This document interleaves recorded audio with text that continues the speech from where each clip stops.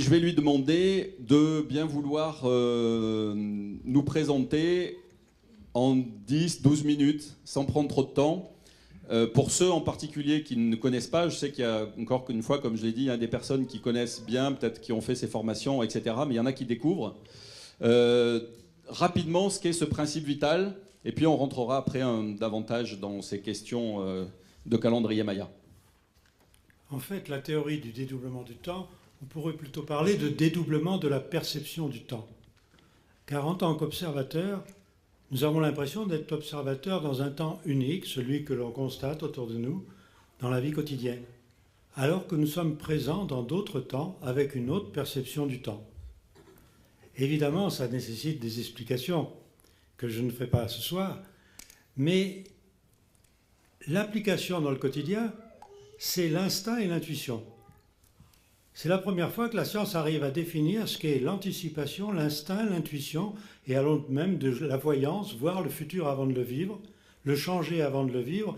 Alors, tout à l'heure, Rémi parlait des difficultés à faire admettre certaines découvertes scientifiques, mais il est évident que lorsqu'on parle d'intuition, de voyance, de prédiction, de changer le futur, les scientifiques tiquent, et ils ne lisent pas. Or, qu'est-ce qu'on en a à faire, après tout? De toute façon, comme disait Schopenhauer, dont vous avez vu un extrait tout à l'heure, il y a une phase de ridiculisation, une phase d'opposition et une phase d'évidence. Nous en sommes à la fin de l'opposition et au début de l'évidence. Pourquoi l'évidence? Parce que c'est ce qui nous entoure qui montre la réalité de la théorie du dédoublement. En particulier, on vient de donner le prix Nobel à deux astrophysiciens, Brian Schmidt et Saul Perlmutter, que je cite depuis 15 ans dans mes publications scientifiques, comme étant justement ceux qui ont permis de mettre en évidence le champ de force antigravitationnel de 66,6% dans l'univers par l'accélération de l'expansion de l'univers, chose qui est la base même de la théorie du dédoublement. Donc si déjà on donne le prix Nobel pour une force qui était complètement interdite il y a simplement une dizaine d'années, surtout en France, parce qu'en France, on est souvent en retard pour ça. Les ondes gravitationnelles ont été accueillies en France sous forme de... L'univers aurait un effet répulsif grâce à une entité. C'est pas mal ça quand même, au niveau scientifique. Vous voyez qu'on est un petit peu en retard, mais quelle importance. Ce qui compte, c'est pouvoir appliquer ça dans le quotidien. Et pour appliquer ça dans le quotidien, d'abord, il y a une première chose évidente, c'est que ça m'a permis de voir que les anciens connaissez cela, et le calendrier Maya dont je veux vous parler ce soir en est la preuve. Ce calendrier n'est qu'un calendrier. Il n'a rien de plus qu'un calendrier. Il n'y a pas de fin du monde. Mais par contre, il y a un cycle de dédoublement du temps. Et le calendrier Maya est exactement la représentation du cycle de dédoublement du temps. Et il y a un cycle de 5130 ans. Et ce cycle est indiqué, et il s'arrêterait, d'après certains calculs, le 21 décembre 2012. Alors ça, vous savez, ça dépend des calculateurs. Il y en a, c'était septembre 2010, d'autres qui comptent l'année 0 comme une année. J'ai vu ça une fois, c'est-à-dire que -1 avant Jésus-Christ, c'est une année, 0, c'est une année, et +1 après Jésus-Christ, c'est une année. Alors vous voyez que les calculs peuvent être des fois très fantaisistes. Mais qu'est-ce qui va se passer? Qu'est-ce qui va se passer à la fin de ce cycle? Un autre cycle redémarre. Et il y a une période de transition dont je voudrais vous parler. Parce que cette période de transition est très importante. Elle nous apporte des éléments nouveaux que les anciens appelaient tout simplement des bonnes nouvelles qui viennent de l'extérieur. Des bonnes nouvelles qui viennent de l'extérieur. Dans un cycle qui correspond à un cycle dont on peut peut-être voir... Voilà.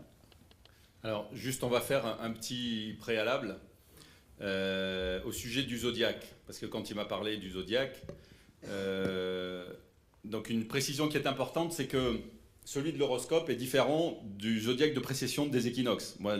Pour moi, le zodiaque notre horoscope, il démarrait avec le bélier, et pas du tout, me dit Jean-Pierre, mais non seulement il démarre pas avec le bélier, mais il ne tourne pas dans le même sens.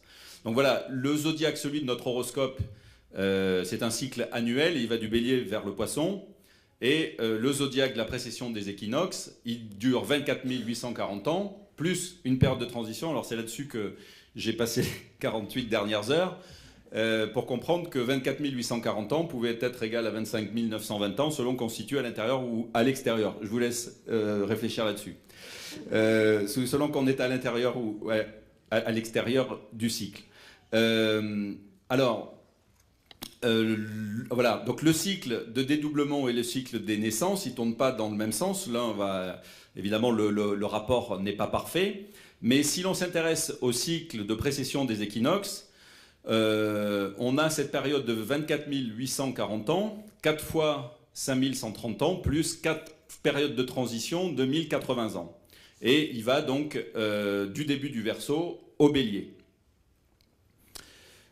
Il y a à chaque fois, on peut le scinder en 4 périodes, et c'était pour moi une découverte, donc il y a des jours et des nuits. Jean-Pierre nous expliquera ça. On peut le dire déjà. Oui. Pourquoi jour et nuit? Ce qui prouve que les anciens connaissaient parfaitement la loi du dédoublement et son application dans le quotidien. Car comment nous utilisons le temps, la perception du temps dans notre quotidien? Dans la journée, nous fabriquons par nos pensées des futurs potentiels. Tout ce que vous pensez fabrique la conséquence de vos pensées. Alors évidemment, il y a intérêt à arranger cela avant de le vivre. Alors vous allez vous coucher et pendant la nuit, votre double, car on peut considérer que nous sommes dans 2 temps à la fois, notre double va arranger ce que nous avons dérangé au cours de la journée. Donc le jour est fait pour fabriquer des potentiels, la nuit est faite pour les arranger en les mémorisant. Et bien vous avez sur le cycle de 24 840 ans des périodes de 2000 ans pendant lesquelles vous allez fabriquer votre futur et des périodes de 2000 ans pendant lesquelles vous allez arranger votre futur. Et c'est là où il y a quelque chose de très intéressant à voir, c'est que pour arranger le futur, c'est la nuit, et pour fabriquer le futur, c'est le jour. Mais nous n'avons qu'un seul double.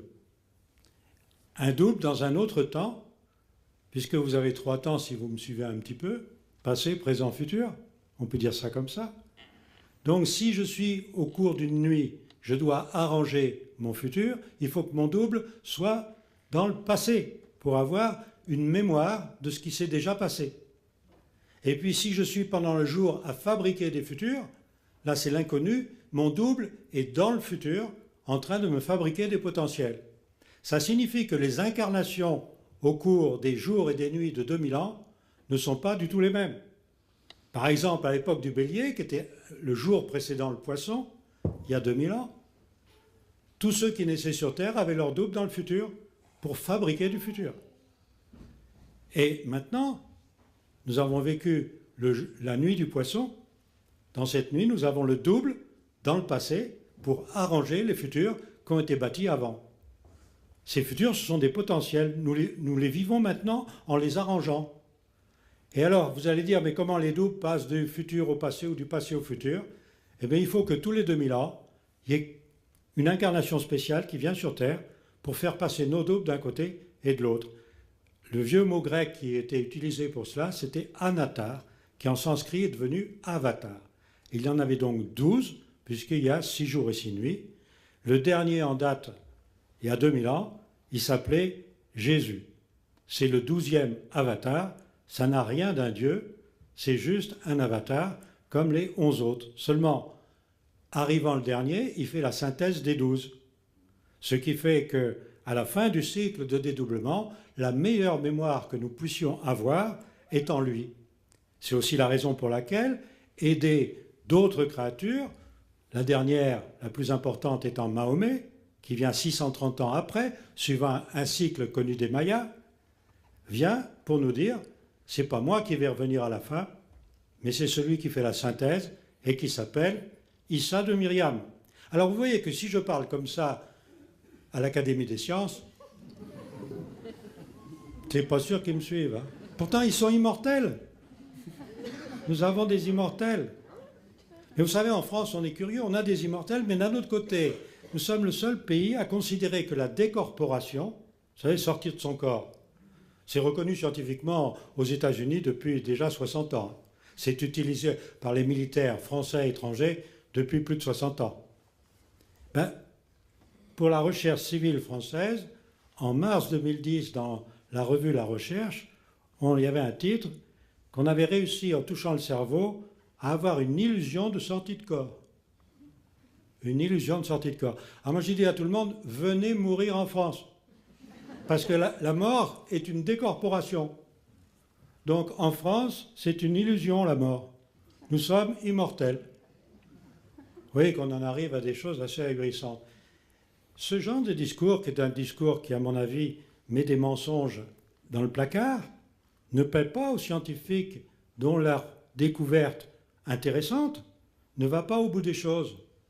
On ne veut pas admettre qu'autrefois on connaissait cette loi du dédoublement des temps et que cette loi empêchait toute hiérarchie. Car si chacun a en soi un double pour le guider, qu'est-ce qu'on a besoin du double des autres? Ah oui, ça change pas mal de choses, ça aussi. Alors on arrive à une chose, il faut le savoir, c'est que maintenant, nous avons été guidés jusqu'à présent par une pyramide. Vous savez, il y avait les dirigeants hauts et la base qui suivaient. L'information arrivait par le sommet de la pyramide et dégringolait sur la base. Maintenant, vous prenez la pyramide et par capillarité, vous lui mouillez la base de toutes les informations et c'est par la base que l'information va remonter au sommet pour nous faire changer un petit peu de mode de vie. C'est ce qui vous a enseigné, c'est ce qui vous a poussé à enseigner la théorie du dédoublement. On dit ah oui, Garnier-Mallet, il fait des stages, etc., sans attendre d'avoir cette reconnaissance officielle par les institutions. Et voilà, alors ça ne plaît pas du tout, du tout, du tout. Mais quelle importance? Ce dédoublement des temps, il commence à être connu par des applications. Je vous ai cité 2 prix Nobel, il y en a d'autres. Il y a le boson de Higgs, c'est quand même quelque chose aussi. Regardez aussi, regardez au niveau scientifique. On vient de donner le prix Nobel à quelqu'un qui a découvert le chat de Schrödinger.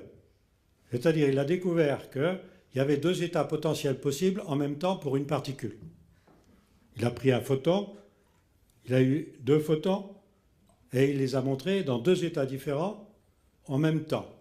C'est connu depuis longtemps, l'histoire du chat de Schrödinger. On lui a donné le prix Nobel. Peter Higgs est toujours vivant. Dans les années 50, il a eu l'intuition qu'il avait besoin d'avoir ce fameux boson, qu'on appelle donc le boson de Higgs. On vient de découvrir ce boson. Vous ne croyez pas qu'on aurait pu donner le prix Nobel à Higgs de son vivant? Mais oui, mais c'est que ça pose un grave problème. C'est qu'il y a un créateur. Ah, ben alors s'il y a un créateur, on ne va quand même pas donner le prix Nobel au créateur. Parce que ceux qui pensent qu'il n'y a pas de créateur, qu'on est là par hasard, ah ben alors le hasard, vous me donnez ça au chat de Schrödinger? Vous voyez qu'on est dans une drôle de société. Alors il faut aller plus vite que la société. Il faut savoir que nos pensées fabriquent des potentiels, surveillez vos pensées, et vous allez voir que la fin du cycle de dédoublement des temps, que les anciens appelaient fin des temps, n'est qu'un simple passage dans un calendrier avec un bon réveillon qu'on fait le 31 décembre pour se réveiller le 1er janvier. Et vous verrez que le 21, vous pouvez aller vous coucher avec du champagne et vous réveillerez le lendemain matin sans aucun problème. Maintenant, si vous pensez qu'il va y avoir des chaos phénoménaux, votre pensée crée les chaos et vous pourrez les vivre. Donc c'est ça qu'il faut faire connaître. C'est la raison qu'on s'est un petit peu précipité pour sortir ce livre, exprès avant le 21, parce que évidemment dire tout ça en mois de janvier, ça aurait été un peu stupide. Mais d'autre part, pour ceux qui liront le livre, vont s'apercevoir qu'il y a des mensonges qui durent depuis 2000 ans, qui nous ont entraînés dans des cul-de-sac, des gros cul-de-sac, dans des dogmes et des postulats qui n'ont aucune valeur. Et c'est ça, ce soir, je voudrais vous en montrer un. Et il s'agit justement de ce calendrier Maya qui nous montre que déjà... Ah oui, le Maya, vous savez, c'est le début de notre ère chrétienne. Mais c'est un calendrier qui date de au moins 5000 ans, puisqu'on parle d'un cycle de 5130 ans. Donc, c'est un simple calendrier. Et dans ce calendrier, il est interrompu 4 fois. Vous avez là la représentation de ce calendrier, où vous voyez qu'il y a 4 périodes clés. Scorpion, Lion, Taureau, Verseau. Eh bien, figurez-vous que dans un monde comme le nôtre, qui suit un cycle de dédoublement de temps, notre monde s'ouvre sur l'extérieur, de façon cyclique, tous les 5130 ans. C'est-à-dire sur l'extérieur, notre monde va voir ce qui se passe à l'extérieur, ou l'extérieur vient voir ce qui se passe dans notre monde. Là encore, nous sommes protégés en France, puisqu'il n'y a pas d'extraterrestres en France. Donc venez vous réfugier en France, car les anciens appelaient ça l'invasion des dieux. L'invasion des dieux qui se part donc au Scorpion, au Lion, au Taureau, au Verseau, qui dure 1080 ans, avec une ouverture de 90 ans. Nous sommes en train de vivre l'ouverture de 90 ans de l'époque du Verseau. Personne ne le sait. C'est le début de cette invasion des dieux. Ici sur la fin, là, on est ici, là, Jean-Pierre. Juste que je ne me trompe pas. Voilà. On arrive aux 90 ans qui nous séparent du Poisson et du Verseau. Époque de transition entre les 1000 ans qui vont suivre, et ces 1000 ans sont une zone de transition entre les 24 840 ans d'un cycle et du suivant, ce qui fait 25 920 ans, qui est le cycle parfaitement constaté de précession des équinoxes. Alors pour ceux qui ne savent pas trop ce que c'est que la précession des équinoxes, disons que, si vous voulez, l'étoile polaire que vous voyez en ce moment, là, au-dessus de nous, il y a 12 500 ans, ce n'était pas la même. Mais dans 12 500 ans, ça sera celle qui avait eu lieu il y a 12 500 ans. C'est-à-dire que c'est comme si la Terre tournait comme un pendule, et que le fil du pendule tourne suivant un cône. Et ce cône fait un tour complet en 25 920 ans. La théorie du dédoublement nous montre qu'il y a 6 jours et 6 nuits de 2070 ans, séparés par des périodes de 90 ans, ce qui fait 24 840 ans, et entre deux cycles, une période de transition de 1080 ans. Et nous vivons les 90 ans de l'ouverture de ces 1000 ans, que les anciens appelaient l'âge d'or de 1000 ans. Vous avez peut-être entendu parler des millénaristes. Alors vous voyez, ça ne peut pas faire l'objet d'un compte-rendu à l'Académie des sciences. Et donc, pourtant, c'est tout à fait scientifique. Donc on va là vers une période qui devrait voir à nouveau l'invasion des dieux. Alors qu'est-ce que c'est que cette invasion des dieux? Ben déjà, on vient de donner, je vous l'ai dit, le prix Nobel à des gens qui ont découvert les ondes antigravitationnelles. Ben on s'aperçoit que tous les 5000 ans, il y a 5000 ans, enfin un peu plus, il y a 12 000 ans, il y a eu des constructions sur la Terre qui nécessitaient des forces inouïes. Vous avez un très bon film qui a été fait d'après un ouvrage de Grimaud qui passe sur Internet, Révélation des pyramides, voilà, quelque chose comme ça. Qu'on essaiera de passer après, s'ils nous entendent, après la conférence avec Georges Vermar, c'est-à-dire en mars ou en avril. Je vais essayer de rentrer en contact avec eux pour diffuser ce film et les inviter à venir en parler parce qu'il est vraiment très étonnant. Il y aura quelques visuels là qui suivent après. Vous vous rendez compte? Je ne sais pas, vous prenez un enfant de 2 ans là, qui voit son grand-père, il le soulève en l'air, il souffle et le grand-père s'en va. Alors, comment ça? Ça existe des forces de ce genre? Ben oui, quand même, il faut étudier ça scientifiquement et voir comment ça fonctionne. Et ça fonctionne très bien. Sauf que ça ne peut pas fonctionner n'importe quand. Voilà, ça fonctionne tous les 5130 ans. Alors les dieux sont venus il y a 5130 ans. Ils nous ont laissé des vestiges. Et puis ils ont dit, on revient dans 5130 ans. Le calendrier Maya qui porte l'ouverture d'une porte au départ et la fermeture à l'arrivée fait que ça devient 5125 ans. Mais il y a un terme correctif qui fait qu'en fait c'est 5130 ans. Eh ben, simplement ce calendrier vous dit, ben voilà, les dieux vont revenir. Alors qu'est-ce qu'ils apportent? Ils apportent des bonnes nouvelles, disait-on. Et comment se disaient les bonnes nouvelles autrefois, où la langue du bassin méditerranéen était le grec?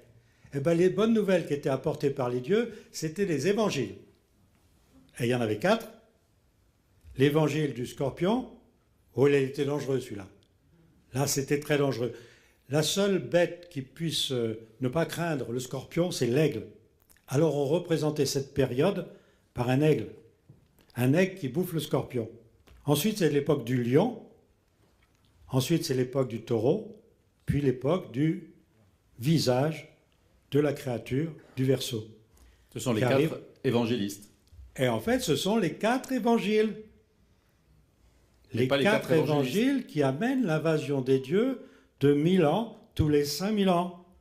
La mythologie grecque, les mythologies égyptiennes, sumériennes, tout ça en parle. On y a mis du mysticisme, de l'ésotérisme, pour cacher le côté scientifique. Parce qu'en effet, on retrouve ça chez les Sumériens. Il y a même quelque chose d'ahurissant dans les tablettes sumériennes. On nous dit qu'il y a 5000 ans, et là ça correspond au calendrier hébraïque, il y aurait eu 6 déesses qui auraient fabriqué l'homme. C'est-à-dire l'homme qui va survivre pendant 5130 ans. Et qu'est-ce qu'on vient de s'apercevoir? Que notre ADN est issu de 6 femmes. Tiens donc. Donc ça, c'est démontré scientifiquement. Oui, tout ça c'est caché. Bah, c'est caché ou c'est découvert? Non, c'est-à-dire c'est connu, mais c'est ridiculisé. D'accord. C'est-à-dire qu'on a tellement rajouté de choses stupides autour de ça qu'on ne peut plus croire ça. Mais on se dit quand même, vous vous rendez compte, 6 milliards, presque 7 milliards d'individus issus de 6 femmes, c'est écrit dans les tablettes sumériennes. Alors, curieusement, au début de la guerre de l'Irak, les tablettes sumériennes ont été prises par les Américains pour qu'elles ne soient pas détruites. Or, ces tablettes sumériennes étaient en fait des tablettes qui avaient plusieurs couches. Alors, il y avait le côté scientifique qui était à l'intérieur, puis à la fin, c'est devenu des choses de commerce. Allez, on vend tant de blé, on achète tant de vin, etc. Mais dessous, il y avait des informations scientifiques. Les Américains ont remis les copies en Irak et ont gardé les originaux. À votre avis, pourquoi? Était scanné. Pour compter les quintaux de blé. Première chose qu'ils ont faite en allant en Irak, c'est aller dans un oasis qui s'appelle la Porte du Soleil et vider le musée des tablettes sumériennes. Curieux, non? Alors regardez, c'est simple, il y a 4 évangiles de 1000 ans qui apportent les dieux sur terre. Il y a 12 000 ans, il y a eu les pyramides. Georges Vermar pourra vous montrer que c'est vraiment 12 500 ans, même si les machins trucologues disent le contraire. Parce qu'on a pu dater ça par la géologie. À cause d'un être assez connu, ce qui est Zacharias Sitchin, qui a permis à des géologues de venir sur place pour vérifier ces dires et montrer qu'en effet, le sphinx datait de 12 500 ans au niveau de l'érosion. Oui, tout ça, des pyramides inconstructibles. On ne sait pas le faire. On nous dit, il y a des blocs de pierre de 900 tonnes qui sont montés sur des bateaux qui ont fait 800 km, qu'on a déplacés. Il y a 20 millions de blocs comme ça, et on a fait ça en 20 ans. Oh là là! Et malgré les séismes, la structure n'a pas bougé. Alors c'est assez inquiétant. On nous dit que Stonehenge, c'est des blocs qui ont fait 500 km en brouette. En brouette! L'île de Pâques, on les a fait danser comme des quilles. Puis on va s'apercevoir que c'est faux parce qu'il y a autant de statues dans le terre qu'il y en a en l'air. Alors vous imaginez la taille de la quille. Alors il paraît qu'ils ont enroulé de ça de corde, puis en dansant, ils faisaient avancer la quille. Ça devait être drôle hein, sur l'île de Pâques. Et votre théorie, c'est quoi Alors ma théorie est toute bête. Il y a un cycle de dédoublement des temps qui est vital, que nous utilisons chaque jour et chaque nuit pour survivre, qui nous permet de l'anticipation des potentiels.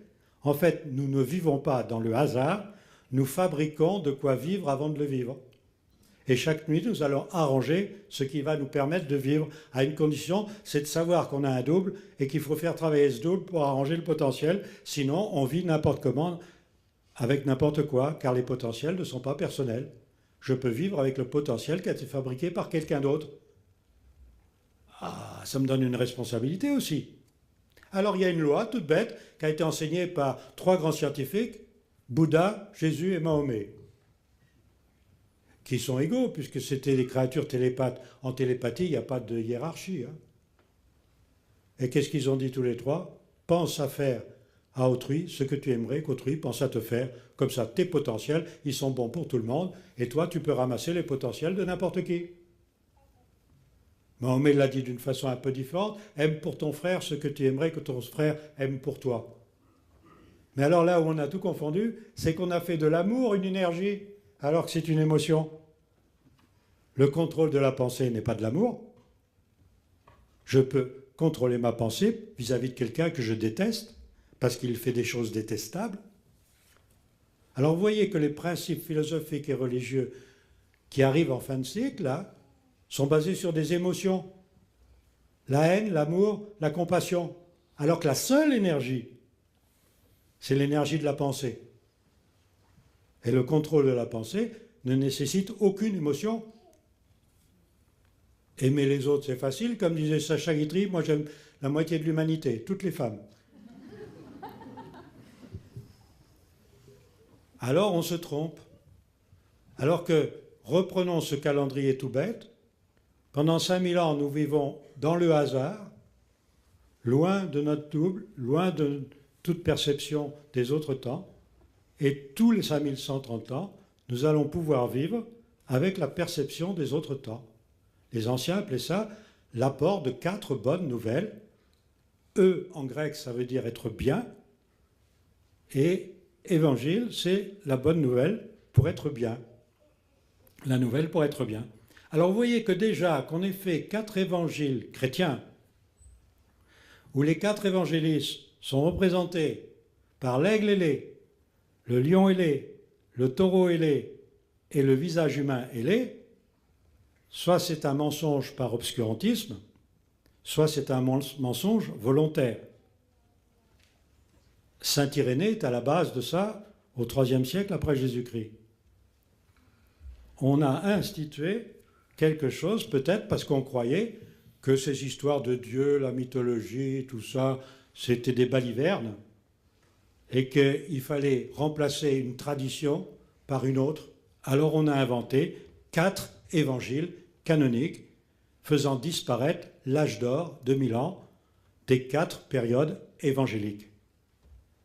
Et ce calendrier Maya nous montre une chose extraordinaire, c'est que premièrement, il connaissait la théorie du dédoublement du temps, qui nous permet de vivre, et que, heureusement pour nous, nous sommes aidés pendant 1000 ans, tous les 5000 ans, sinon nous ne pourrons pas survivre sur Terre, qui est une terre inhospitalière. Certains en ont fait un paradis. On serait sur Terre pour être créé à l'image du Créateur. Alors je ne sais pas si, c'est pas pour vous comme pour moi, mais moi le matin, quand je me regarde dans la glace et je me dis tu t'approches de la perfection de jour en jour, et ça alors, comment il doit être le Créateur quand je vois tous les vieillards autour de moi? Remarquez s'il a Alzheimer encore.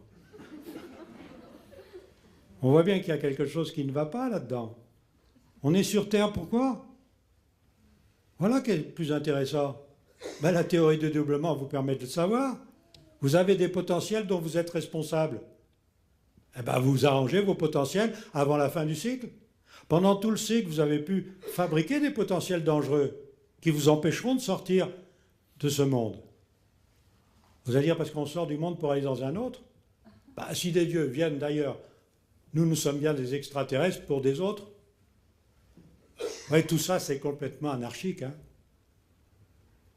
Alors oui, Rémi disait des tas de choses comme quoi je n'étais pas reconnu scientifiquement. Je suis reconnu scientifiquement par des hommes intègres, honnêtes, mais qui se cachent. Ils ont honte de parler de moi. Parce que je parle de choses qui sont... Mais moi, j'en ai rien à faire. Moi, personne ne me paye. Les autres, ils sont payés par des universités et des labos. Ils ne peuvent pas parler comme je parle. Mais sortis d'une estrade, ils parlent comme moi. Alors évidemment, comment faire? Ben, je vais vous dire, en début de l'année prochaine, il y aura une publication scientifique qui va résumer toutes les publications scientifiques. Et ça fait en français et en anglais. Et à mon avis, elle sera du niveau, allez, maths sup. Peut-être maths spé. Vous savez, niveau des préparations aux grandes écoles. Voilà. Mais pourquoi pas, on pourrait peut-être le faire au niveau maternel supérieur. Car en fait, c'est un principe vital que tout enfant reconnaît. Parlez à un enfant de moins de 7 ans de son double. Vous allez avoir des surprises. Les enfants savent. Alors pourquoi nous, on s'est caché tout ça? Eh bien, il faut arrêter de se cacher parce que c'est vrai que l'année prochaine, quand même, si la date est approximative et valable, il va y avoir des informations qui vont nous venir dont on ne sera peut-être pas très à l'aise en les recevant. Parce que si on peut se cacher des informations, notre corps les reçoit de plein fouet. Et notre corps, s'il n'accepte pas les informations, eh bien, il va mal. Alors des fois, il le dit violemment. Voilà, et vous me disiez à ce sujet-là qu'avant l'incursion des dieux dans notre monde, donc pour les années à venir, quand même, puisque là on va vers une période de 1080 ans qui est un âge d'or. Oui. On y arrive. Qui est même le meilleur des âges d'or, puisque ça permettait, ce que disaient les anciens, de retrouver son visage de créature du Créateur. C'est pour ça qu'il était représenté par un visage qu'on appelle un visage d'ange ailé. On retrouve en fait l'image telle que nous sommes dans notre mémoire, qui n'a rien à voir avec le Cro-Magnon que nous sommes ici. Ici, nous habitons un singe, mais nous ne sommes pas ce singe. Regardez aussi une autre chose. Ça fait 20 ans que je dis qu'au siècle dernier, donc il y a 25 920 ans, a disparu Néandertal. Pourquoi? Fin de cycle, il s'en va. Cro-Magnon, moins intelligent que Néandertal, reste. Si les dieux viennent sur Terre tous les 5000 ans, s'ils doivent laisser une incarnation lamentable, c'est pas possible. Alors qu'est-ce qu'ils font? Ils vont triturer la génétique et dans Cro-Magnon, ils vont y mettre du Néandertal. Alors moi, on me disait, depuis des années, on me disait, c'est comme si tu veux mélanger la carpe et le lapin. On n'a jamais réussi à avoir un petit entre une carpe et un lapin. Eh bien, figurez-vous, maintenant, ça y est, on a trouvé du Néandertal en Cro-Magnon. On a réussi à trouver, pardon? Dans notre génome, nous avons du Néandertal. Donc, nous sommes issus d'une trituration génétique. Alors, regardez un petit peu la chose ahurissante aussi.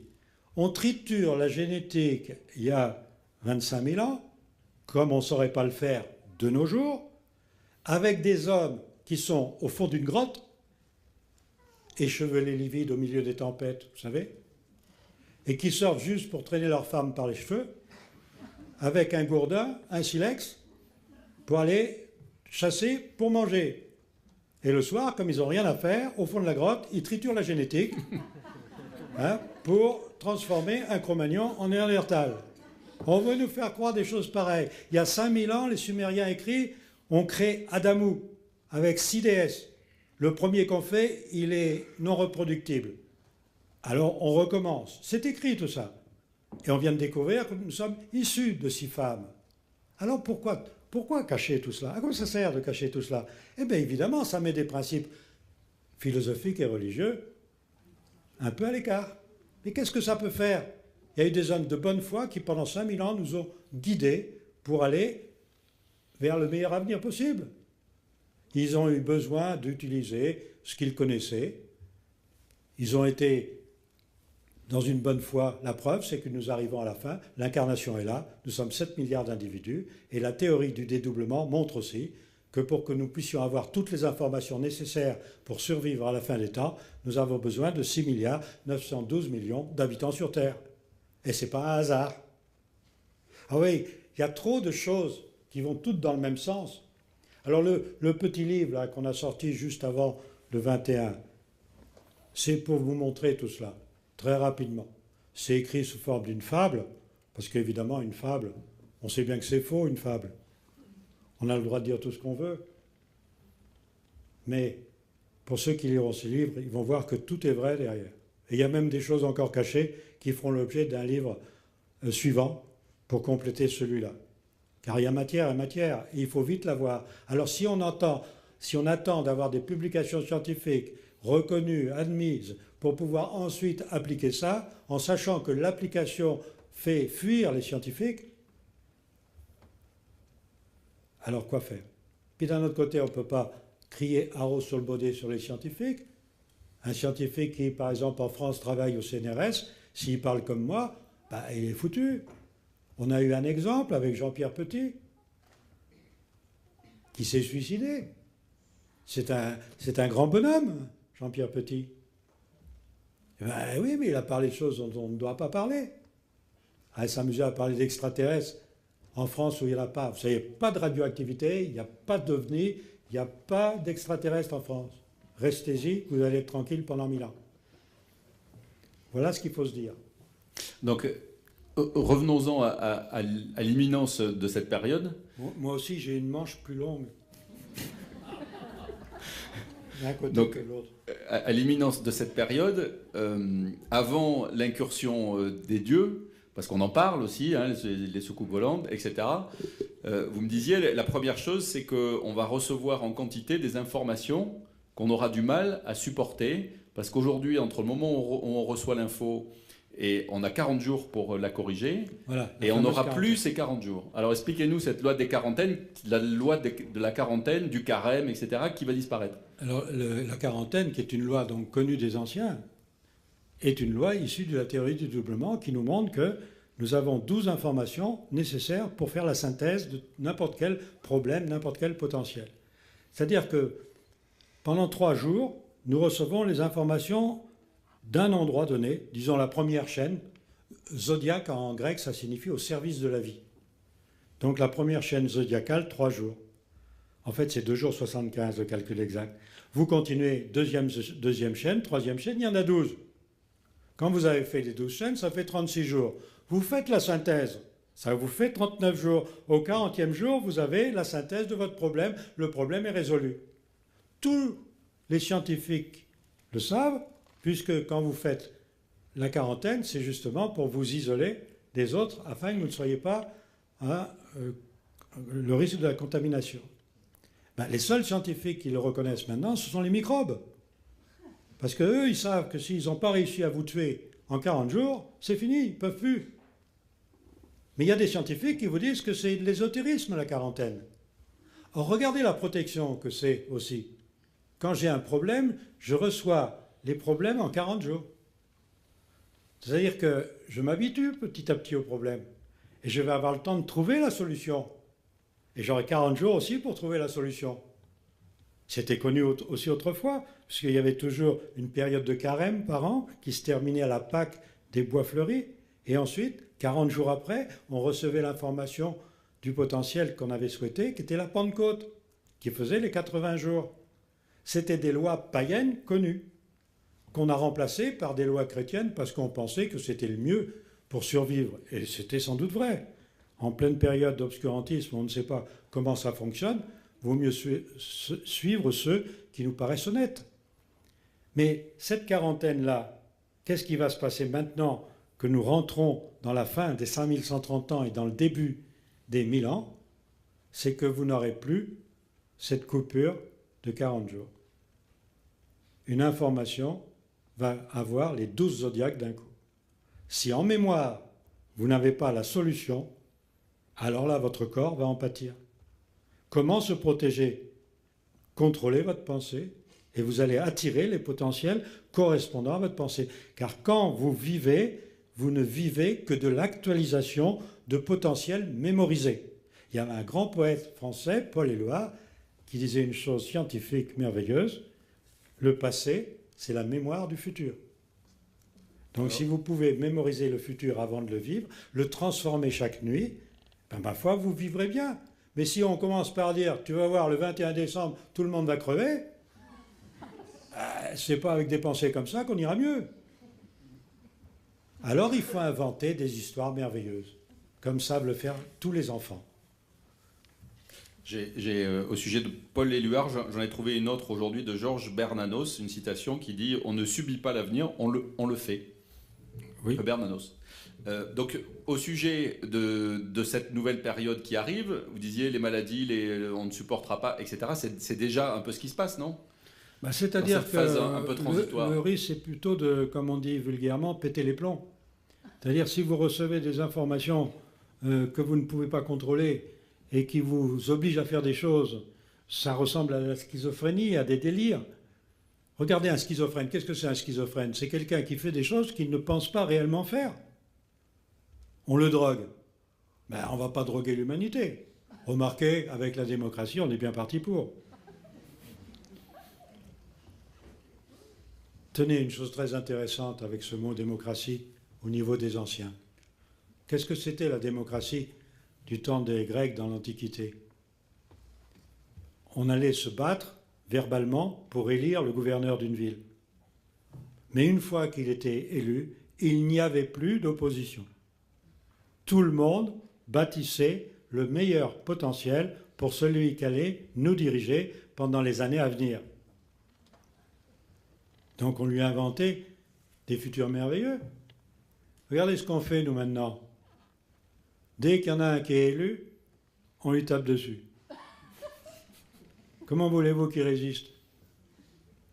Qu'il soit intelligent ou bête, ça n'a pas d'importance. Il ne peut qu'actualiser les futurs à sa disposition. Alors fabriquons-lui les meilleurs futurs. Et puis puisque en fait, il suffit d'actualiser les meilleurs futurs et que maintenant tous les futurs sont à la disposition de tout le monde, mais il n'y a même plus besoin de président. Nous sommes tous notre propre président. Ça, il faut qu'on avance un peu dans la phase de transition, non? Bah, ça nécessite quelques petites révolutions. Pas pour tout de suite. Au niveau de l'esprit. Malheureusement, quand les gens ne vont pas assez vite, évidemment, ils font venir des potentiels qu'ils ne supportent pas. Et ces potentiels, comme ils ne les supportent pas, alors ils ne contrôlent plus leurs pensées et ils vont de mal en pis. C'est pour ça que le petit film que vous avez vu tout à l'heure, que j'aime bien, qui est une publicité pour un gilet de sauvetage, on voit une chaîne de solidarité. On a l'impression que c'est contagieux. Ben, regardez un chaos qui arrive, vous avez tout de suite une chaîne de solidarité qui s'effectue. Et regardez jusqu'où ça peut aller avec l'exemple japonais de Fukushima. Il y a 6 mois après l'explosion de Fukushima, les paysans qui étaient ruinés, puisqu'ils n'arrivaient plus à vendre les produits irradiés, sont venus les vendre à Tokyo plus cher que les produits non irradiés. Et les Japonais ont acheté et mangé des produits irradiés par solidarité. On n'a jamais entendu parler de contamination. N'est-ce pas curieux? C'est à étudier des choses comme ça. Alors, évidemment, avant d'étudier, il faut vérifier que l'information est juste. Mais regardez un autre exemple, puisque je parle d'irradiation. À Hiroshima, il y avait un hôpital où les gens irradiés s'en sont sortis sans trop de problèmes. Et on a mis ça sur le compte d'une soupe. Une soupe, c'est pas une soupe, ça porte un nom japonais. Donc on a ressorti cette soupe pour Fukushima. Mais cette soupe, c'était lié à la solidarité des gens de l'hôpital. Ce n'est pas la soupe, c'est que les gens étaient solidaires et qu'ils partageaient la même nourriture et que cette nourriture était distribuée à tous de façon égalitaire. Et c'est ça qui comptait. C'est qu'il n'y avait plus, d'aspérité dans la société. C'était tout nivelé par la solidarité, par le contrôle de la pensée. Pense à faire à autrui ce que tu aimerais qu'autrui pense à te faire. C'est tout bête. Donc en fait, l'idée qu'on se fait de la chose est plus importante que la chose elle-même. Exactement. Ça, c'est une bonne définition. Et l'anticipation, car il faut savoir aussi une chose, c'est qu'avec ce mouvement de dédoublement, chaque fois que vous croyez vous poser une question, vous n'en avez pas le temps que déjà vous vous êtes posé une question, mais vous avez déjà la réponse en vous. Or, vous croyez que cette réponse vous tombe dessus comme ça par hasard. C'est vous qui l'avez déclenchée dans un temps imperceptible, que j'ai appelé ouverture temporelle. Ben, vous verrez que si vous utilisez ça, vous allez comprendre tout le mécanisme de l'anticipation. Et on va comprendre le pourquoi des potentiels des particules. Pourquoi les particules ont plusieurs états potentiels et que l'observateur déclenche un état potentiel? Pourquoi nous ne voulons pas admettre que nous sommes des particules qui ont plusieurs états potentiels et qu'un observateur qui est nous-mêmes peut déclencher un état potentiel? C'est totalement physique. Et puis je dirais aussi, pour être un peu plus scientifique, en dernière phrase, que quand j'ai commencé à parler de la théorie du dédoublement et que je disais toutes les étoiles sont doubles, toutes les étoiles ont des planètes, alors j'ai fait rire. J'ai même fait rire un immortel qui maintenant est le doyen des immortels et qui m'avait dit qu'il témoignerait que je lui avais dit ça. À savoir que toutes les étoiles sont doubles et que toutes les étoiles ont des planètes. À l'époque, évidemment, on considérait qu'il y avait 3 à 4% d'étoiles doubles dans la galaxie.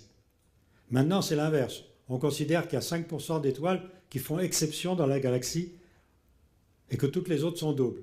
Maintenant, on cherche des étoiles qui n'auraient pas de planète. On appelle ça des exoplanètes, vous avez certainement entendu parler de ça. Alors vous voyez que quelque chose quand même que je disais, ça c'était en 93, tout à l'heure je parlais de 98 et 93, eh bien, ça n'empêche pas que cet immortel, qui est toujours vivant, pourquoi ne témoignerait-il pas? Ben parce qu'il est immortel. Ça ne se fait pas. On reste dans un établissement qui nous a mis dans les postes honorifiques. On ne va quand même pas se faire jeter comme un malpropre en racontant des bêtises. Après on dira, mais il est fou, vous avez vu ce qu'il a sorti? Oh, c'est normal, il a 97 ans. Oui, c'est très difficile le monde actuel. Alors il y a un espoir monumental, ce sont tous les enfants. Tous les enfants, parce que les enfants qui sont nés après l'explosion solaire de 2003 ont tout leur potentiel à leur disposition. Ils en ont bien plus que leurs parents. Et alors eux, ils vont aller beaucoup plus vite que nous. Ils seront tellement actifs qu'on va les droguer. C'est déjà commencé dans certains pays d'ailleurs. Mais eux, ils peuvent nous sortir de là. Et on retrouve une parole d'un scientifique, toujours le même, qui s'appelait Jésus, « Laissez venir à moi les petits-enfants ». C'est une protection, car les enfants de moins de 7 ans sont toujours avec leur double. Alors il faut leur apprendre une chose, c'est que quand ils imaginent une histoire, même une histoire horrible, le double arrange ça immédiatement. Donc ils ne la vivront pas. Mais quand ils arrivent à 7 ans et qu'ils continuent à imaginer des choses horribles, si on ne leur a pas appris à arranger le potentiel qu'ils fabriquent par leurs histoires horribles, ils vont vivre des choses horribles. Et bien aux États-Unis, on s'aperçoit d'une chose assez ahurissante.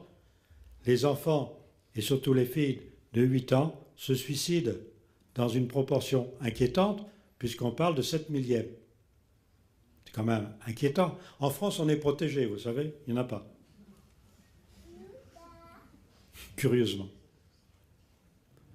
Donc les enfants peuvent nous sortir de marasmes que les adultes ont préparés depuis des décennies. Est-ce que ce sont ces enfants qu'on appelle les indigos? Oh, ça n'a rien à voir. D'accord, donc cette propriété, c'est tous les enfants qui Pendant l'ont. la- Et que sont les indigos par rapport à cela alors? Alors ça va peut-être être une conclusion que je peux donner. Comme le jour et la nuit de 2000 ans fait que nous vivons la nuit du poisson avec le double dans le passé. Et donc, je vous ai dit qu'à l'époque du bélier, on vivait sur Terre avec le double dans le futur. Ce qui faisait en particulier que le sacrifice humain n'avait rien à voir avec des meurtres. Et que le sacrifice d'Abraham est dans un tout autre contexte que ce qu'on peut imaginer de nos jours. Donc on vit avec le double dans le passé, le double dans le futur, et vous avez un avatar qui vient entre les deux pour passer les doubles d'un côté et de l'autre. Il y a une période de 90 ans qui permet d'avoir sur Terre des êtres qui sont soit avec leur double dans le futur, soit avec leur double dans le passé. Donc la créature qui vient tous les 2000 ans pour faire ça peut avoir un double dans le passé et un double dans le futur et être tranquille. Et donner l'impression de faire des miracles. Alors qu'en fait, elle possède instantanément le passé et le futur. Et ce sont des créatures qui peuvent dire « je suis dans le Père et le Père est en moi ». Ou comme disait Platon, « je suis celui qui est, celui qui était, celui qui sera ». Mais à vrai dire, je suis celui qui est. Donc tout ça, vous voyez que dans cette histoire des 90 ans, ça m'a permis de dater la naissance et même la mort de Jésus. Parce que Jésus vient sur Terre pour ramener les doubles d'un côté, pour les envoyer dans l'autre, et il y a des périodes clés où le futur est ouvert. Il faut donc qu'il meure à une date bien précise. Ça, vous pourrez trouver l'explication dans le livre. Mais ce qui est important de voir aussi, c'est que ces 90 ans, là, nous les vivons en ce moment.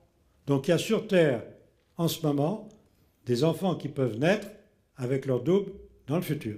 Seulement, ils sont hors la loi, car c'est la fin du cycle des temps, et évidemment, plus personne ne s'incarne à la fin d'un cycle, puisqu'on vient s'incarner pour arranger le futur que l'on a dérangé. Donc on ne va pas le déranger à nouveau si on en est sorti. Alors il y a très peu de ces enfants avec le double dans le futur. Cette appellation indigo a été donnée par des tradipraticiens chinois qui voyaient les auras et qui ont vu qu'il y avait pas mal d'enfants chinois qui avaient une aura indigo. Et ce sont les enfants eux-mêmes qui se sont appelés les indigos. Ce sont des personnages qui possèdent le futur bien avant de le vivre. Donc ils sont très différents de nous. Alors nous ne sommes pas dans ce contexte-là, mais il faut savoir comment marche la loi, parce que sinon, on vit n'importe comment. Imaginons, et là ça sera vraiment ma conclusion, imaginez que vous prenez un taxi, là, en sortant tout à l'heure, là, pour rentrer chez vous, et à peine vous êtes parti que vous lisez sur la pancarte derrière le chauffeur, « Je ne sais pas conduire, c'est la première fois, je ne connais pas le code de la route, mais vous inquiétez pas, j'ai la foi. » Là, s'il a la foi, vous avez les foi. Enfin, après avoir écrasé pas mal de personnes, mis des voitures dans le fossé, grillé des stops, cabossé pas mal de voitures, vous arrivez chez vous, ouf, vous avez perdu 10 kilos, mais ça va, vous êtes arrivé chez vous. Et il vous dit, oui, quand on a la foi, on arrive toujours au bout du chemin. Et vous dites, mais et tous ceux que vous avez tués? Ben, ils n'avaient pas la foi. Nous avons vécu comme ça pendant 2000 ans. Sous prétexte, il fallait être fidèle ou infidèle. À quoi? On ne sait pas. Il fallait être croyant ou incroyant. À quoi? On ne sait pas. Le mot grec pistis, qui signifie digne de foi, certitude digne de foi, a été transformé en foi. Le Coran, fidèle à la loi ou infidèle à la loi étant la soumission, est devenu fidèle ou infidèle. À quoi? On ne sait pas. Vous vous rendez compte? Mais c'est comme le chauffeur de taxi. Alors il vaut mieux avoir un chauffeur de taxi qui connaît la loi, même si dans Paris il roule à 150. Au moins vous savez que vous êtes hors la loi. Car quand on connaît la loi, on s'aperçoit qu'on est souvent hors la loi. Alors on fait attention. Mais quand on croit être toujours dans la loi sous prétexte qu'on croit en Dieu, alors là c'est dramatique. On est comme ce chauffeur de taxi. Voilà, je vous laisse aux questions ou à... Ok, bah juste avant, moi Oh j'aurais oui, eu... passe-les. Alors juste avant, vous voyez cette représentation du cycle des temps, en fait elle était connue des Égyptiens, avec les 12 portes de l'éternité. Et puis un certain nombre de visuels au sujet de l'incursion des dieux pendant ces périodes de 1080 ans. Vous savez qu'il y a un certain nombre de représentations. Donc là, une illustration de 1479. Donc ça, on n'était pas dans une phase d'incursion des dieux. Mais autrement, on trouve dans toutes les civilisations, et j'ai fait un petit tour du monde, des représentations, enfin de certaines représentations de cette incursion des dieux. Donc en Inde, avec la monture céleste de Vishnu, qui a 2 représentations ici. En Amérique du Sud, vous voyez des vaisseaux qui peuvent être des bijoux Kimbaya. Alors j'ai mis bijoux entre parenthèses parce qu'on ne sait pas trop bien ce que c'est, mais ça ressemble quand même curieusement, et ça c'est daté d'à peu près, c'est plus de 3 ou 4 000 ans.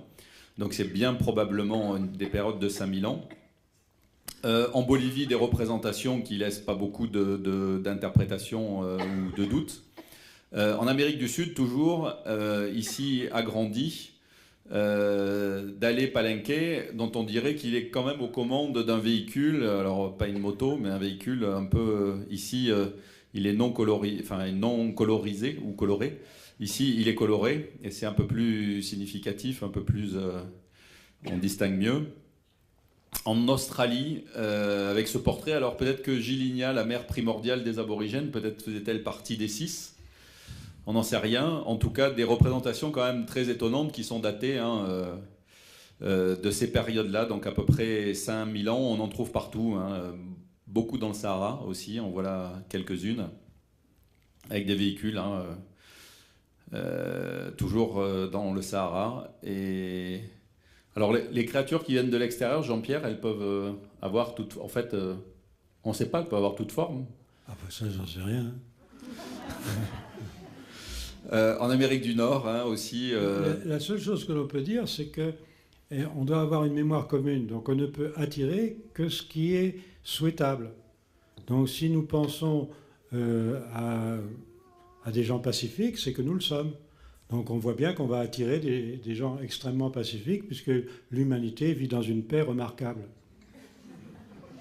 Oui, c'est ça. Donc les premières incursions qu'on risque de voir, ça sera quand même pas... beaucoup de personnes parlent là de ce qui va se passer le 21 décembre, et notamment de vaisseaux, etc. Les premiers que l'on verra, a priori, sont pas des amis. Ben, ça dépend, parce que l'intérêt de cette fin du cycle des temps, c'est qu'on peut recevoir les informations en même temps, mais immédiatement avoir le bouclier nécessaire. C'est-à-dire qu'on peut refuser une information instantanément. Si elle est capable de nous venir à nous instantanément, c'est qu'aussi nous pouvons la refuser instantanément. Le problème on prend quelqu'un de belliqueux, il peut devenir pacifique en une seconde. À ce moment-là, il n'attire plus le même potentiel. C'est le potentiel du moment qui nous fait vivre. Si je suis dans une recherche de potentiel de bienveillance, je vais vivre dans la bienveillance. Si je suis dans une recherche de potentiel de malveillance, je vais vivre dans la malveillance. Mais c'est instantané. Donc on va bénéficier de ce côté instantané qu'on n'avait pas avant. Donc le plus important, et peut-être le plus difficile, c'est le contrôle des pensées. Voilà. Parce qu'avant, vous pouviez avoir une pensée détestable, et c'était votre arrière-petit-fils qui allait récupérer la conséquence de cette pensée, et ça nous donnait l'impression d'un destin horrible, parce qu'on était un manque de liberté totale. Tandis que là, vous pouvez changer votre destin à la seconde, instantanément. Ah, vous voyez, en France, il y a aussi des vaisseaux, mais c'était avant la démocratie. Voilà, et alors je finirai par ce visuel parce qu'il est quand même très étonnant. On a parlé des pyramides et des blocs monumentaux, mais là quand même 1000 tonnes, je crois qu'il faudrait 40 000 hommes pour le porter à raison d'à peu près... Donc on voit bien, vous voyez le rapport, hein, il y a autre chose, quoi. Je vous signale qu'au niveau expérimental à l'heure actuelle, on arrive à soulever par sa pensée des poids de l'ordre de 10 kg à peu près. En ce moment. Par la pensée. Par la pensée. Mais c'est des expériences qui sont menées en Inde, oui, des expériences qui sont menées en Inde. Mais là-bas, vous savez, c'est le système gourou. Donc, c'est tout de suite considéré comme, comment dire... suspect. Très suspect. Très, très suspect. Mais pour revenir, par exemple, au Nil, on sait maintenant, à cause des pyramides, on sait maintenant que le Nil a été détourné et qu'il a été creusé, détourné en creusant dans le granit sur 60 km. Les photosatellites montrent ce travail. Alors on imagine l'homme avec son silex. Vous vous rendez compte? Il en a fallu des hommes pour creuser 60 km dans la montagne pour détourner le Nil. Alors on n'avait pas de preuve de ça. On disait le Nil se jetait vers le Mali par là. Et on a trouvé maintenant, il y a une dizaine d'années, un peu moins, des crocodiles du Nil. Où? Au Mali. Ah. Ce sont des crocodiles qui sont enterrés dans le sable, et dès qu'il y a la pluie qui arrive, hop, le crocodile sort. Il n'y en a plus dans le Nil à cause du barrage, mais il y en a dans le Mali. Ce qui prouve bien que la vision satellite du cours du Nil qui se termine dans l'Atlantique, en passant par le Mali, et le canal qui a été fait pour faire monter le Nil vers la Méditerranée, est un exploit des hommes. Alors, s'il n'y a pas d'extraterrestres, je veux bien me pendre. Autre chose, tout à l'heure, je vous ai parlé du calendrier juif, hébraïque. Il est comme le calendrier maya, si ce n'est qu'il part de la création d'Adam. Et cette création d'Adam qui nécessite 666 ans, moins quelques années d'ouverture de porte, fait que nous sommes en ce moment en 5772. Vous avez exactement le même calendrier que le calendrier maya. Et le calendrier juif ne s'arrête pas en 5772, il continue. Tout comme le calendrier maya. Donc, pas d'inquiétude. Hein, on pourra passer un très bon Noël. Et si tout le monde s'amuse à penser dans le calme, nous aurons un Noël très calme. Alors, vous avez dit tout à l'heure au sujet de la pensée, c'est une énergie. J'imagine que c'est quelque chose qui n'est pas démontré, ça. Alors là, on rentre dans le système des particules avec ou sans masse. Le boson de Higgs vient de départager au niveau de la masse déjà. C'est la masse que je préfère. Non, c'est pas mauvaise. Mais pour vous dire une chose, c'est que l'information qui circule entre nous, émission-réception, c'est de l'énergie. Il y a un côté ondulatoire qui est obligatoire, une énergie. Or, apparemment, quand on pense, on ne perd pas d'énergie. Alors on se dit, ben, la pensée n'est pas énergie puisqu'on ne perd pas de masse. Ça serait bien pour maigrir. Je pense, et je maigris, je maigris, je maigris, je maigris. Il y en a qui diraient, mais oui, mais les blondes, elles vont grossir. Parce qu'il y a des gens qui considèrent que les blondes ne sont pas intelligentes. On se demande où ils ont été chercher ça. Bien plus intelligents que les hommes. Ceci dit, pourquoi ma pensée n'est pas une énergie dans le sens où on l'entend de façon classique?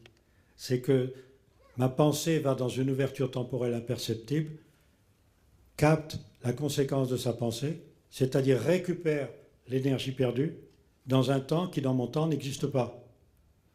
De ce fait, il n'y a ni gain ni perte, et tout ce que je pense n'apparaît pas comme une énergie. Mais il y a des échanges de particules. Et ces échanges de particules, on n'a pas encore compris qu'il y avait un mot scientifique derrière, c'était l'intrication. Et que cette intrication, on n'a pas compris que s'il y avait un temps aller-retour. Puisqu'on a fait scientifiquement, en ce moment, on considère que deux particules intriquées reçoivent l'information en même temps. Et moi je dis, si elles reçoivent l'information en même temps, qui leur donne? Alors on va inventer une troisième particule qui va donner les... Mais qui leur donne? Quatrième, cinquième, sixième? Il faut bien qu'il y en ait une au départ qui donne l'information. On n'a pas compris ce mécanisme. Ce mécanisme est vital.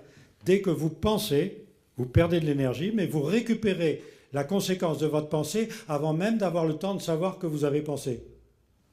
Ce qui fait qu'il y en a, on a l'impression qu'ils ne pensent pas. Et ils reçoivent toutes leurs informations par intuition. Ils croient que ça vient d'ailleurs.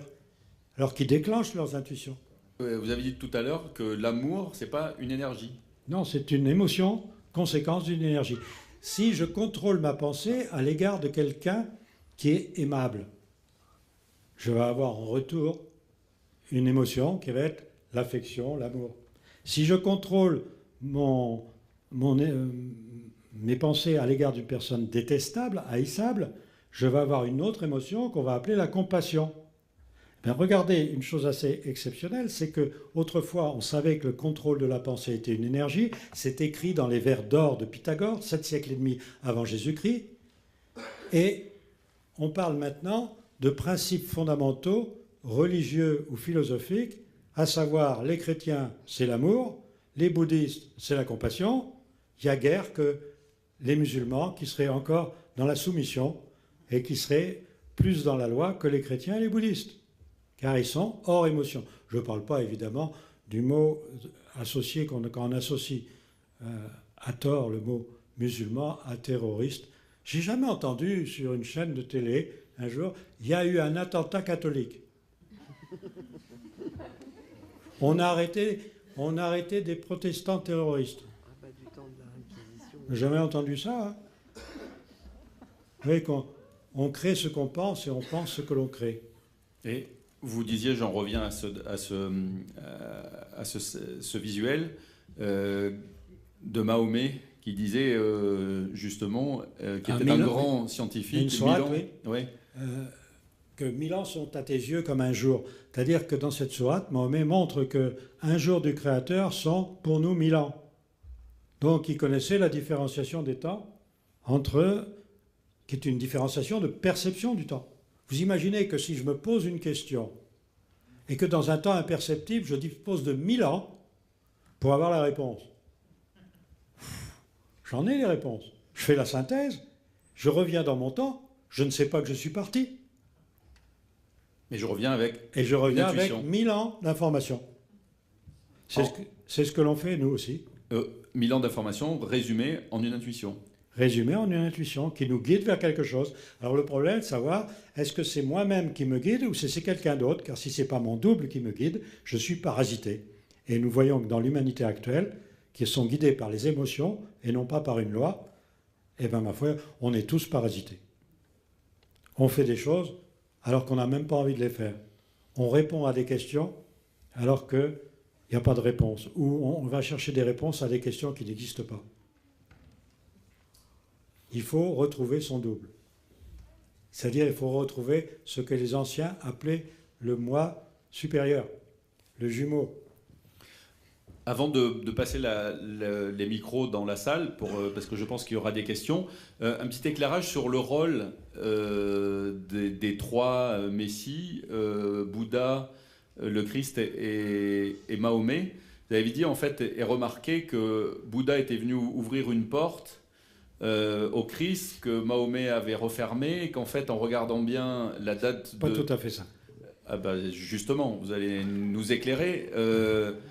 Et que, en fait, il y a quasiment une symétrie au moment de la naissance et de l'arrivée du premier, de la disparition du troisième par rapport au Christ. Oui, parce que quand on passe d'une époque, d'un jour à une nuit de 2000 ans, il y a 90 ans d'écluse, une écluse de 90 ans, il faut ouvrir la porte d'un côté, la refermer, ouvrir la porte de l'autre et la refermer. Et c'est des multiples de 90 ans qui sont en jeu là-dedans. Il y a 630 ans avant, 630 ans après, et pour l'ouverture. Et il y a 90 ans où les deux portes sont fermées qui permet le changement de niveau. Alors sachant ça, ça m'a permis de voir qu'il y avait une figure exceptionnelle qui était Jésus, une autre figure exceptionnelle dont on connaît et la naissance et la mort, c'est Mahomet. Mahomet vient donc fermer la porte de l'écluse, que Bouddha avait fermé et ouvert de l'autre côté. Pourquoi Bouddha? On ne sait pas la date de naissance ni la date de la mort de Bouddha. Mais par cette histoire d'écluse, on peut dater la naissance de Bouddha. Il vient pour ouvrir une porte, Jésus la referme, puis Mahomet vient ouvrir l'autre porte et la referme. Et on s'aperçoit que les vies de Bouddha et de Mahomet, d'après les écrits, sont très symétriques dans ce sens. C'est-à-dire que l'intuition de Bouddha va de mieux en mieux au fur et à mesure qu'il vieillit, tandis que l'intuition de Mahomet va moins bien au fur et à mesure qu'il vieillit. Et il en arrive à dire une chose qu'on ne comprend pas, et qui est pourtant très compréhensible quand on connaît cette loi. Si la montagne ne vient pas à Mahomet, c'est Mahomet qui ira à la montagne. Mais la montagne, en fait, c'est l'information, c'est pas du tout la montagne. Il n'est pas fou, Mahomet, il ne déplace pas les montagnes. Et Bouddha, c'est l'inverse. On voit bien cette symétrie. Donc on voit bien que tout est calculé et que notre incarnation n'est pas le fruit du hasard. Et regardez une chose, on vient arranger des potentiels dans notre vie actuelle.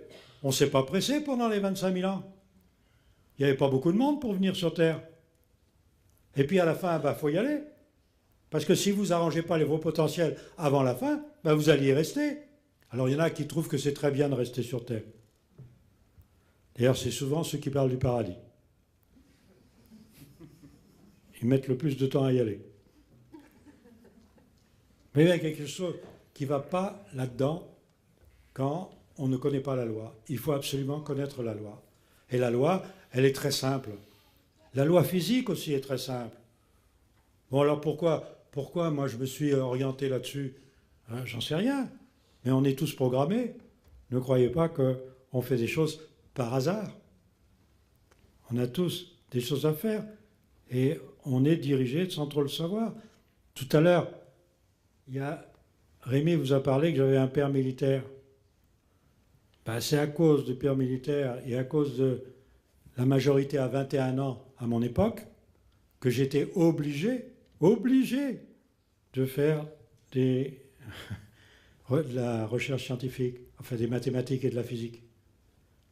Et c'était une obligation liée au fait que j'avais eu mon bac trop tôt et qu'il fallait que j'attende 21 ans pour pouvoir faire ce que je voulais. Et ce que je voulais n'avait rien à voir avec la science. Et bien, il s'est trouvé que finalement, je me suis retrouvé dans le système scientifique. Pourquoi, comment? On est tous programmés et on ne le sait pas. Finalement, votre père avait raison. Oui, Ça aurait été dommage quand même. oui, il avait raison de me pousser. D'un autre côté, j'ai fait aussi du grec chez les jésuites quand j'étais jeune. Vraiment, qu'est-ce que ça pouvait être embêtant, ce grec. Mais si je ne l'avais pas fait, je n'aurais pas compris la loi du dédoublement du temps. Car figurez-vous que les particules qui se dédoublent ont 27 points de passage obligés et que ces points de passage obligés, le mouvement des particules décrivent les 27 lettres grecques. Il n'y en a plus que 24 de nos jours, mais il y en avait 27 autrefois. J'ai retrouvé les 3 manquantes par la théorie du dédoublement. Et de ce fait, je me suis aperçu que le grec était la loi du dédoublement. Alors évidemment, j'ai eu une ovation à l'université à Athènes. Je n'ai pas été encore à l'université à Jérusalem. Parce que dire que le grec est la loi du dédoublement... Et qui serait antérieur à l'hébreu. Et qui est antérieur à l'hébreu, c'est pas accepté partout. Bon, on va s'en tenir là. Je pense qu'il y aura très peu de questions. Des questions dans la salle. Donc je vais passer les micros. Si vous avez des questions, vous levez la main et je m'approche de vous et on peut remercier Jean-Pierre. Merci. Merci.